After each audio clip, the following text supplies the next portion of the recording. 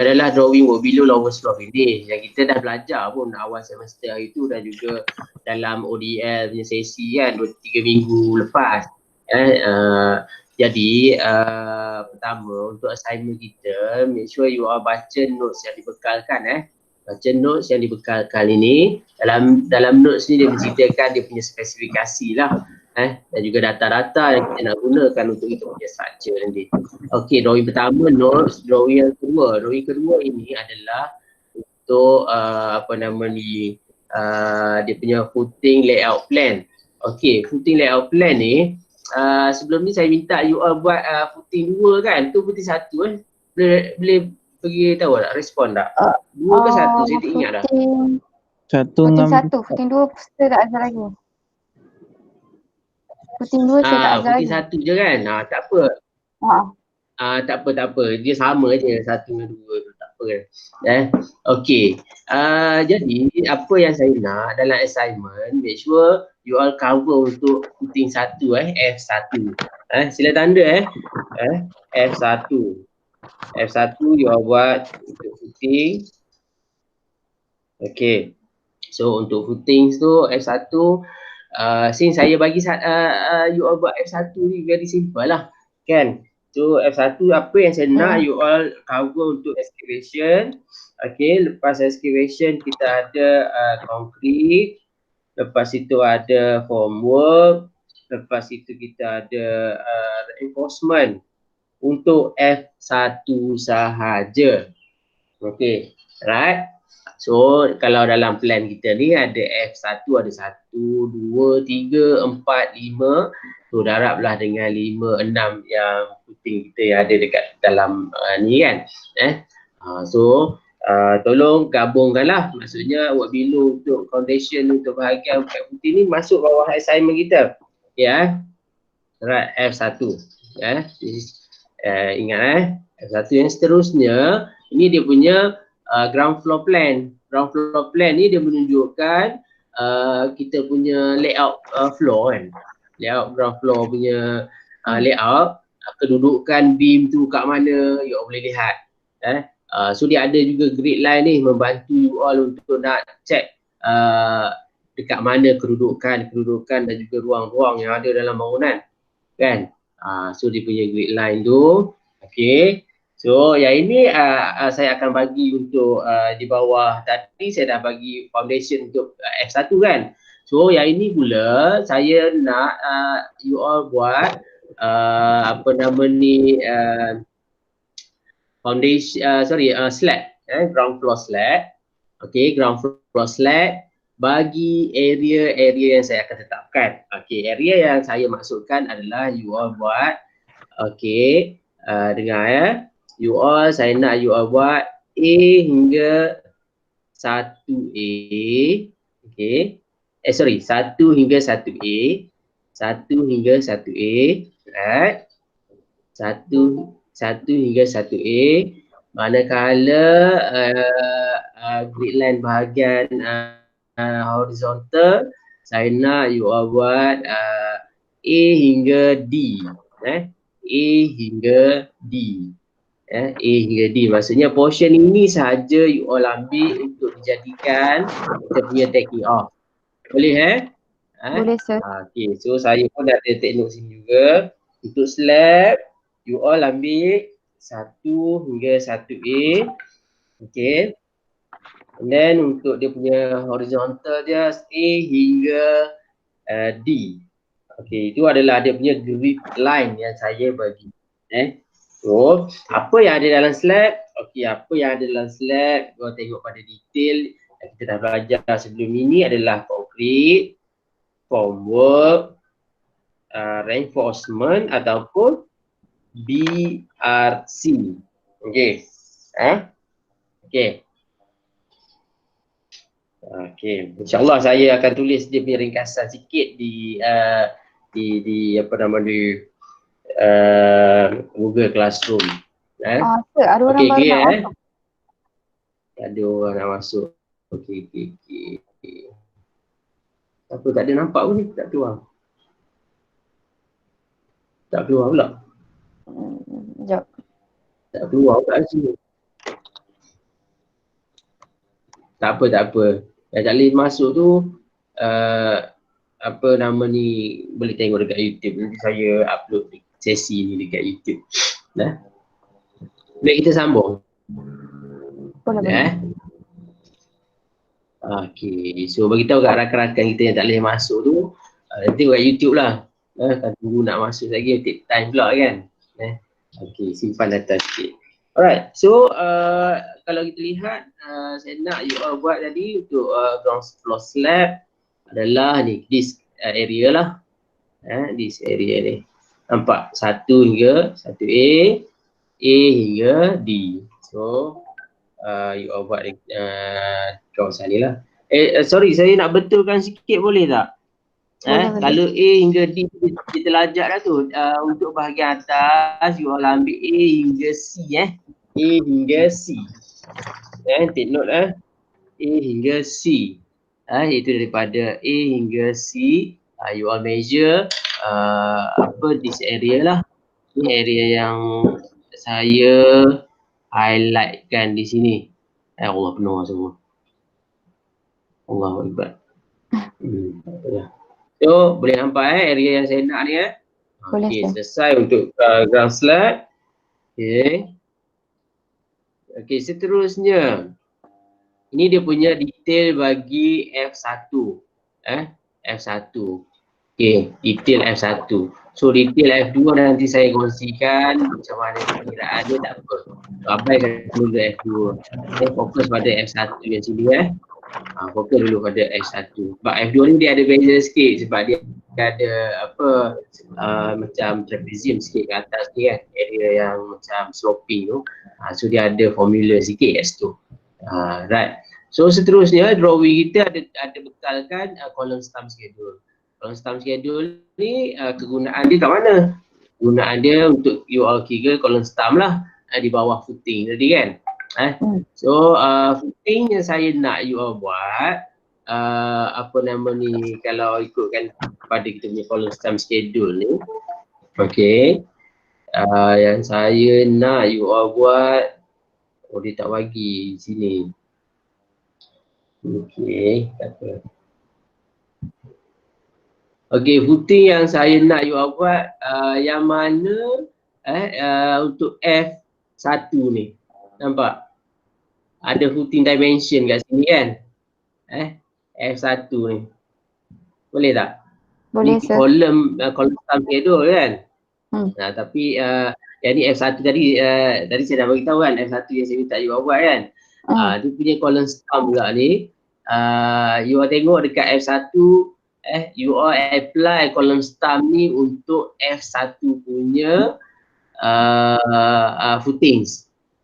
Boleh? Maksudnya bila you all measure di bahagian F1 bahagian bawah ni, so column stump dia ambil yang mana berada di atas F1. So check dia F1 di column stump yang berada di atas F1 ni, saiz dia apa saja? Adakah saiz dia 300 darab 300 ataupun saiz dia 150 darab 230? You all pilih, check lah marks ni check marks ni di mana kedudukan column stump yang berada di pada kedudukan F1. Sir. Right. Ya. Nak tanya, dekat dalam kolom marks ni kan, dia ada yang grid tak ada. So macam nak? Tak apa, you all just ambil, saya ambil contoh 1H kan? 1H. 1H, sekejap saya snap dulu nampak. Okay, mungkin ada beberapa drawing dia tak fully cover lah Okay, tak apa. Kita check dulu supaya senang untuk you buat kerja. Okay, tengok di bahagian sini. Okay, kalau dia beritahu kedudukan kolom stump saiz dia 300 kali 300 berada pada 1H. 1H. Mana 1H ni? 1H. Okay. Ni 1H. Maksudnya kat sini. Ni dia berada di F3. Ni H, ni satu H. Lepas tu dia kata 4H. Ada 4H. Okay, sini 4, sini okey. Sini menggunakan 300 darab 300. Okey, manakala kita ada 1F. 1F. Okey, 1F di sini bagi F4. Kita cari yang mana sesuai, yang mana F1 ya. Okey, lepas tu 1C. 1C untuk F2. 1A untuk F2. 4G. 4G untuk F2. Okey. Right. Saya ingat yang ini. Sekejap, kalau 1G ni, 1G yang 1G ni F4, saiz dia 300. Yang colour hitam kat atas ni adalah dia punya saiz column stump lah. Saiz column stump dia 300 kali 300. Okey, seterusnya kalau kita lihat sebab saya nak cari untuk F1 ni. 1A slash G1. Nampak? 1A sini dengan G1. Okey, kita dah jumpa untuk F1. Okey, bermakna F1 ni saiz kolom stump dia adalah apa dia? 150 darab dengan 230. Okey.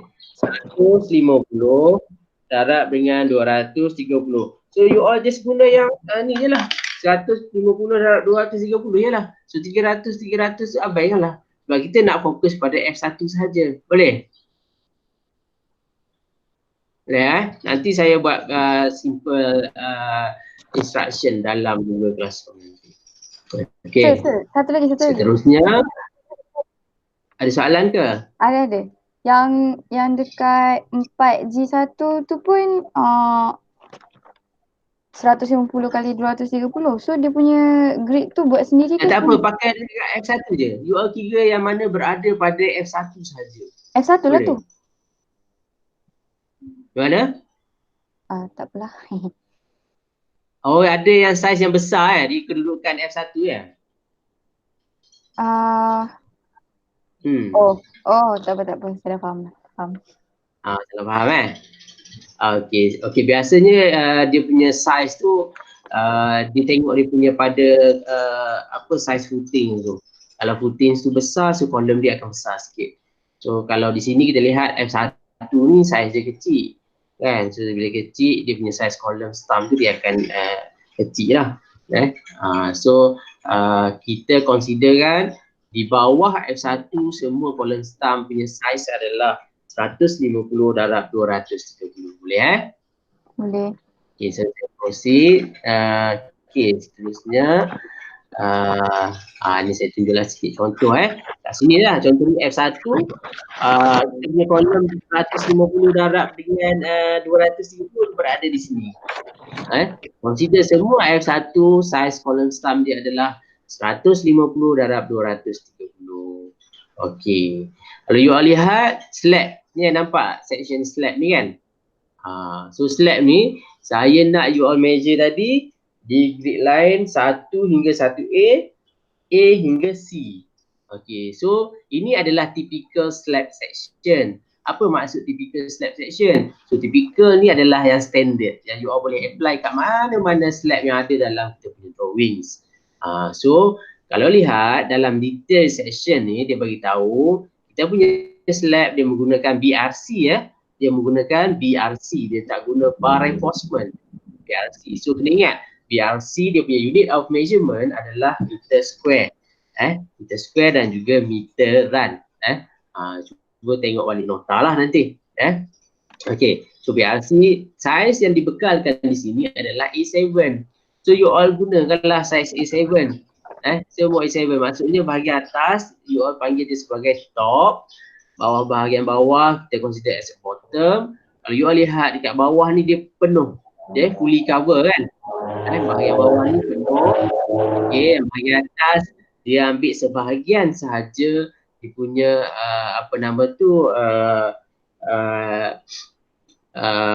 area yang dia cover dengan A7. So dari segi size dia macam mana? Kat sini dia tak mention dia punya size. So kat sini pun dia bagi tahu not to scale. Kan? So you all boleh tengok section yang saya bagilah. Maksudnya tadi 1 hingga 1A sampai sini. Ni 1, ini 1A.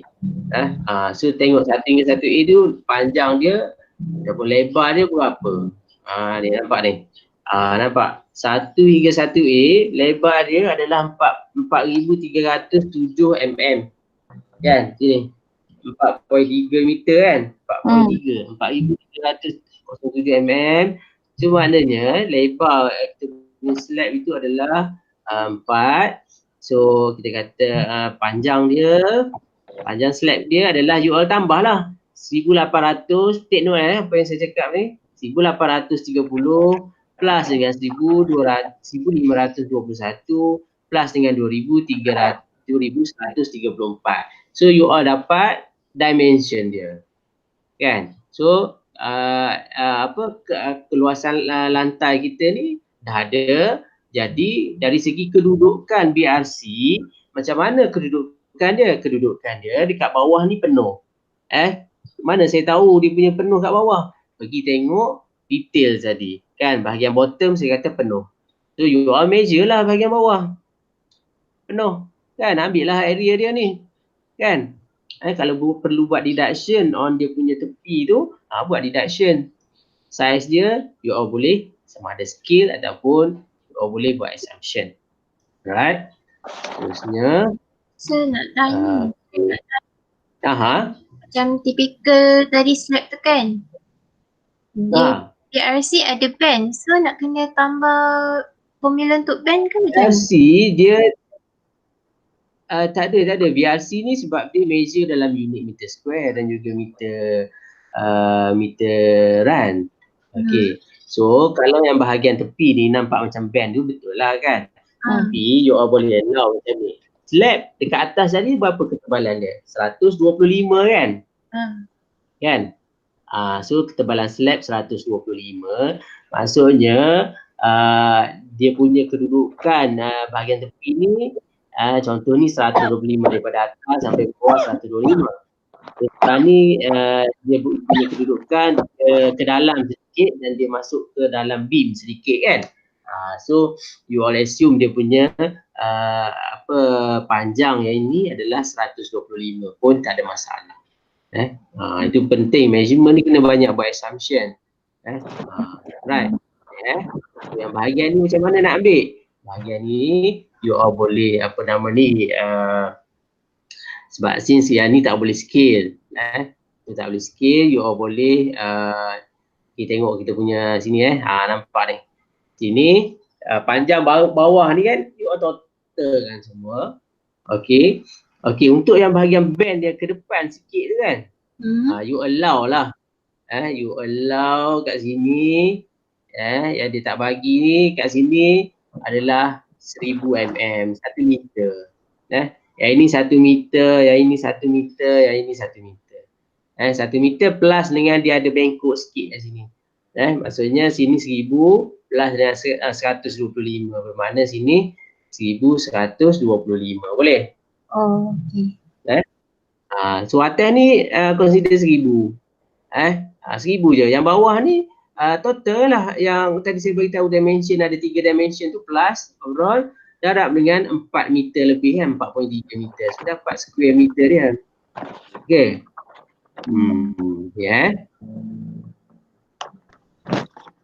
Alright. So yang di bawah ini adalah kita punya GB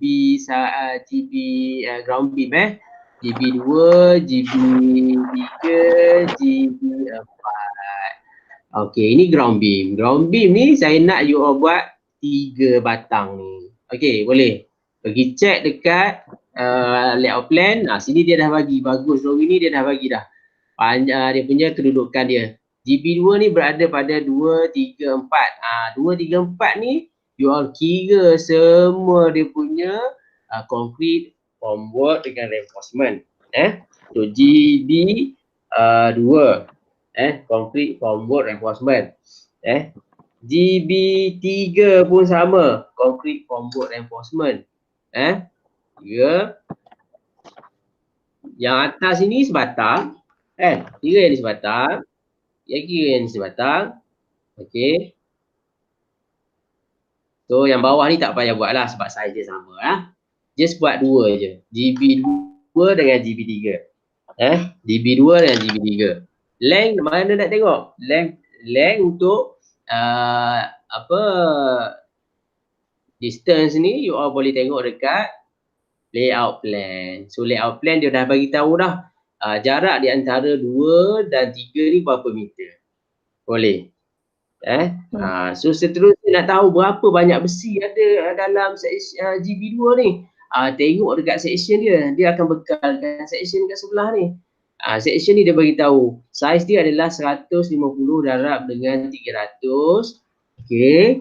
So you all boleh tengok kat situ saiz dia. So nak tahu besi dia banyak mana, dia tak tulis kat sini kan. Dia tak ada tak hitamkan yang mana kedudukan besi dia. So kalau you all nak lihat kat sini kedudukan besi dia. Nampak 2T16.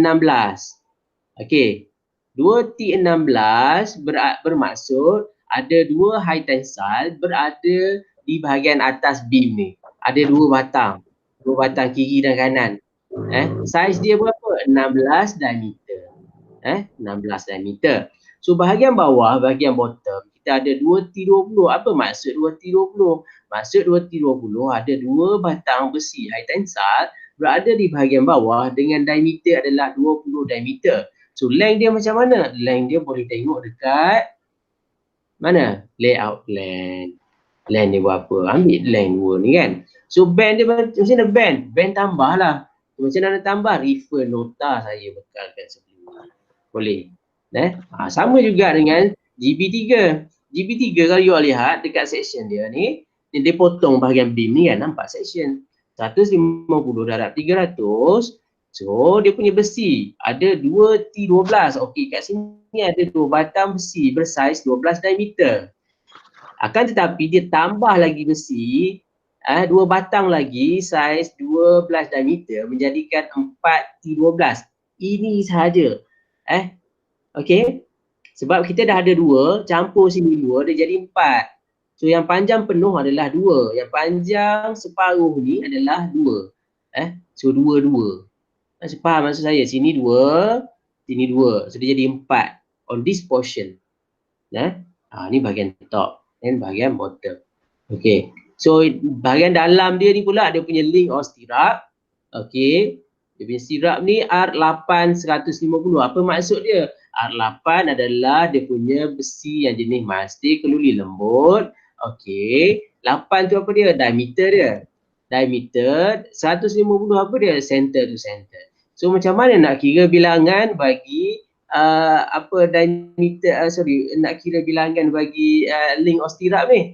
Ambil length kita yang dapat dekat layout plan bahagi dengan 150. So dapatlah bilangan berapa jumlah length dia. So macam mana nak kira length? Refer nota saya. So itu sahajalah saya bagi tahu untuk assignment ni. InsyaAllah saya akan kongsikan sesi ini dekat YouTube supaya you all boleh dengar banyak kali supaya faham, dapat dan juga sampai apa yang saya nak sampaikan. So nak minta maaf kepada rakan-rakan yang tak dapat masuk. Itu sebab saya lebih gemar record Gmeet ni sekejap je sebabnya ada ramai tak boleh nak masuk. So to be fair, kita record, kita share dekat YouTube supaya rakan-rakan kita boleh tengok. So ada soalan tak? Boleh tak ringkaskan balik assignment yang besar-besar? Macam mana tu? Contoh macam kan saya kata F1 nak excavation, concrete, formwork, reinforcement. Lepas tu ground floor slab tu saya nak apa semua tu kan. Nak ringkas je, nak ringkas. Saya dah beritahu. Saya dah beritahu tadi. F1, saya footing saya nak F1. Okey. Kan? Manakala slab saya nak 1 hingga 1A, hingga A hingga C. Tak apalah, nanti saya tulis dekat ni, dekat Google Classroom. Nah. Okay. Sebab nanti takut apa nama ni, salah faham tak nanti. Okay, ada soalan lagi tak? Masa sekarang tak ada. Tak ada sebab tak buat lagi. Sekejap lagi buat, nanti adalah macam-macam kan. So tak apa, saya nak ada masa ni sikit lagi, you all proceed untuk apa buat assignment ni. Yang mana dah buat sebelum ni untuk F1 tu just gabungkan lah kan. Jangan kata tak siap lagi sebab tu yang dah lama dah tu. So you all gabungkan and then jadikan dia satu assignment. Okay, saya nak dalam assignment ni apa yang perlu ada adalah pertama ada cover page, ada taking off list, ada query list, ada taking off dalam bentuk switch sort dan juga ada bills of quantity. So apa yang saya cakap ni saya akan tulis di apa tu Google Classroom supaya you all boleh remind. So saya ingat itu sahajalah kot. So apa-apa soalan boleh WhatsApp saya terus ataupun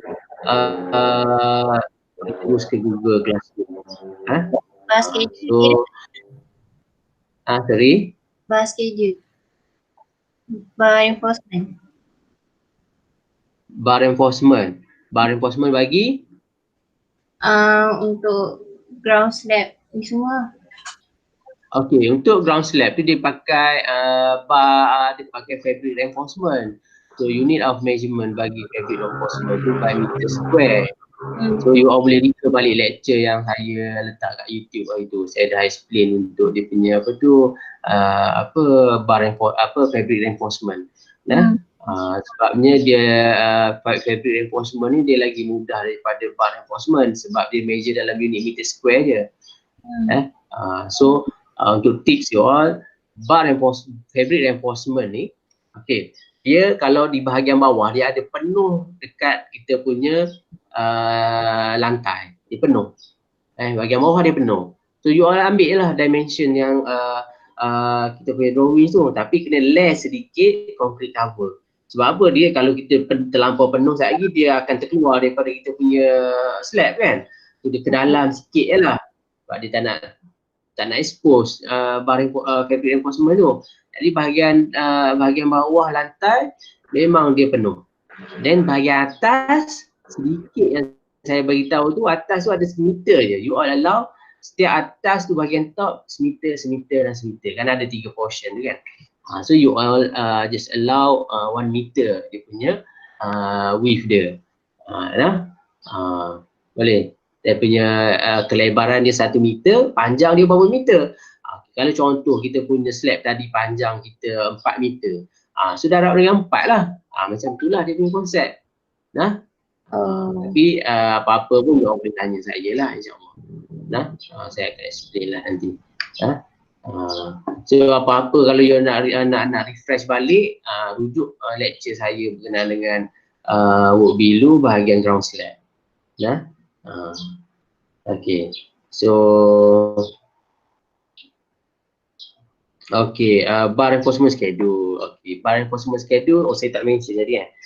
Okay, untuk bar enforcement schedule tu dia ada di bahagian untuk column stump dan juga ground beam.